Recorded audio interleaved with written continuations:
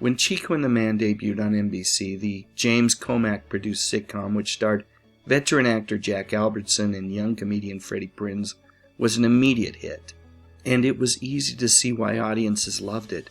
In addition to Albertson and Prinze, the show featured showbiz veterans Scatman Crothers and Della Reese. And Freddie, well, he was something else. On the show, Chico was charming, witty, and the perfect foil for Jack Albertson's curmudgeonly Ed, a widower who is lonely and bitter and not the least bit tolerant about all of the changes taking place in his East LA neighborhood. Sadly, while the show was still at its peak of popularity, Freddie Prinze took his own life. Despite his meteoric rise to fame and fortune, he had been struggling with depression for years.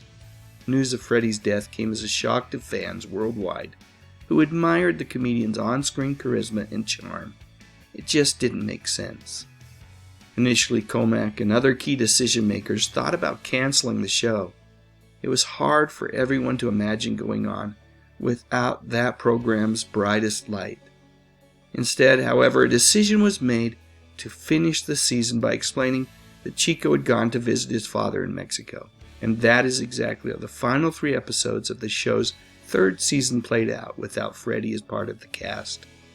When news broke that the show would continue on with a 4th season, fans were eager to see how the absence of Chico would be addressed. So when Chico and the Man's 4th season premiered on September 16, 1977, eager viewers tuned in only to find out that no explanation would be offered. Instead, we were introduced to a new Chico, a young man named Raul, who was played by Gabriel Melgar. It is my opinion that Gabriel was a fine addition to the show, and yet there was something wrong, and fans felt it. Could this possibly be? Was nothing going to be said about the original Chico? Is that how the show was going to acknowledge the huge gap left by Freddie Prinze's death?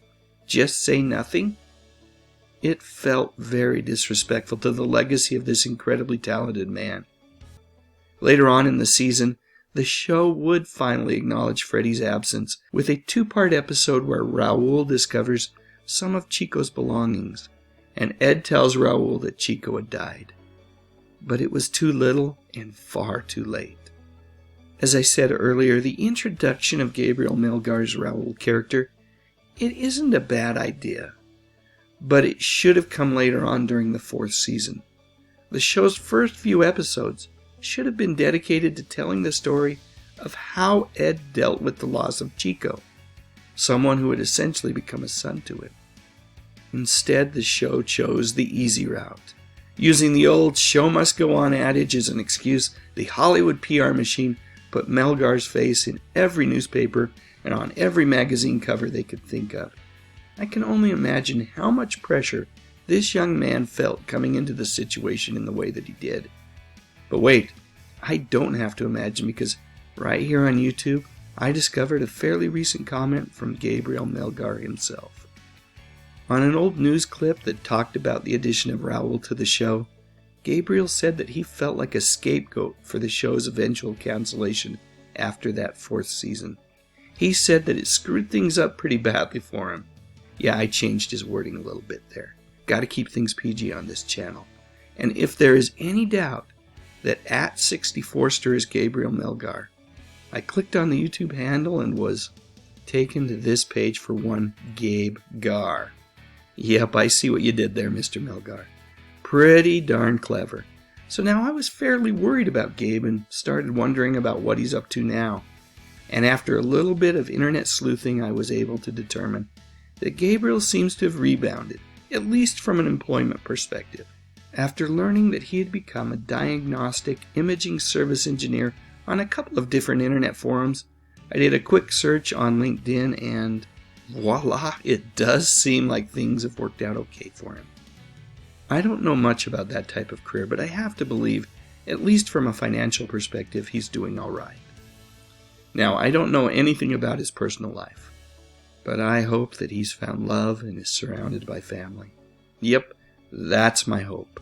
And I think it's about time that all Chico and the Man fans realize that Gabriel had nothing to do with the failure of that show's 4th and final season. Nope, that was the fault of the show's producers, James Komack and his colleagues, who made a terrible decision about how to proceed after Freddie's passing. Alright, now it's your turn, folks. Please share your memories of Chico and the Man in the comment section. And while you're at it, I'd love a thumbs up if you enjoyed this video.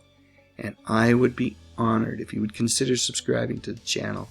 I talk about music, movies, and mostly TV from decades gone by.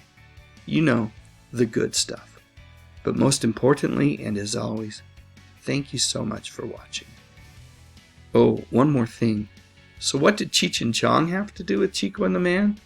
Well, they've stated that James Komack told them that their skits, The Old Man in the Park and Pedro and the Man, helped inspire him to create Chico and the Man. And they've also said that Komack had originally approached them to star in the show, but they turned the offer down to focus on movies instead.